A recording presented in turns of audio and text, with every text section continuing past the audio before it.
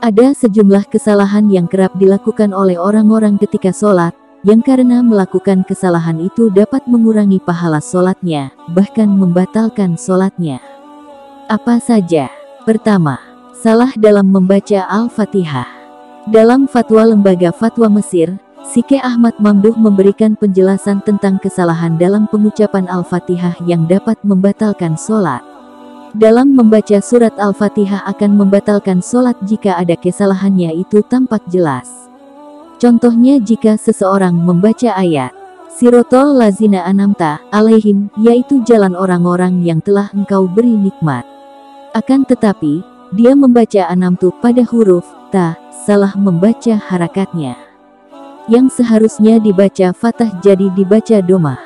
Maka kesalahan ini fatal dan mengubah artinya menjadi, yaitu orang-orang yang telah aku anugerahkan nikmat kepada mereka. Maka maknanya menjadi bahwa yang memberi nikmat itu dirinya bukan Allah. Akan tetapi, kesalahan yang bersifat kecil, yaitu dalam penerapan hukum tajwid itu tidak membatalkan sholat. Yang terpenting tidak salah dalam pengucapan dan harakatnya yang dapat berdampak fatal pada berubahnya arti ayat. Salah dalam membaca tasyahud adalah salah bila dalam tasyahud menggunakan kalimat Assalamu ala Nabi, yang benar sebagaimana riwayat yang sahih adalah Aslamu alaika ayuhan Nabiyyu. 3. Tidak tumaninah dalam sholat. Rasulullah bersabda, Allah tidak melihat seorang yang tidak menegakkan tulang punggungnya antara rukuknya dan sujudnya. Maksudnya dia tidak diam sebentar ketika berdiri, rukuk, dan sujud, tetapi justru terburu-buru melakukan gerakan sholat lainnya. 4. Mendahului imam. Nabi Muhammad melarang orang yang jadi makmum mendahului gerakan imam ketika sholat berjamaah. Contohnya makmum sujud sebelum imam sujud, atau makmum berdiri lebih dulu dari imam dan semisalnya. Apakah orang yang mengangkat kepalanya sebelum imam itu tidak takut bahwa Allah akan mengubah kepalanya menjadi kepala himar atau menjadikan rupanya seperti rupa himar? Hadis riwayat Bukhari. 5.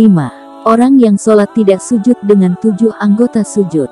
Misalnya, ketika sujud keningnya tidak menyentuh tempat sujud tapi justru menggunakan ubun-ubun kepala atau sengaja mengangkat keningnya sehingga mengambang.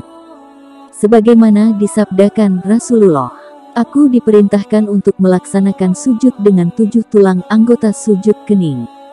Beliau lantas memberi isyarat dengan tangannya menunjuk hidung kedua telapak tangan, kedua lutut dan ujung jari dari kedua kaki dan tidak boleh menahan rambut atau pakaian sehingga menghalangi anggota sujud. Hadis riwayat Bukhari. 6. Menahan buang air besar dan buang air kecil saat sholat. Menahan buang air besar dan buang air kecil saat sholat adalah salah satu yang dilarang. Lembaga Fatwa Mesir menjelaskan bahwa tidak boleh menahan buang air besar dan buang air kecil karena dapat merusak kekhususan sholat. 7. Duduk ika. Dalam sebuah hadits dijelaskan bahwa Rasulullah melarang duduk ika karena seperti anjing.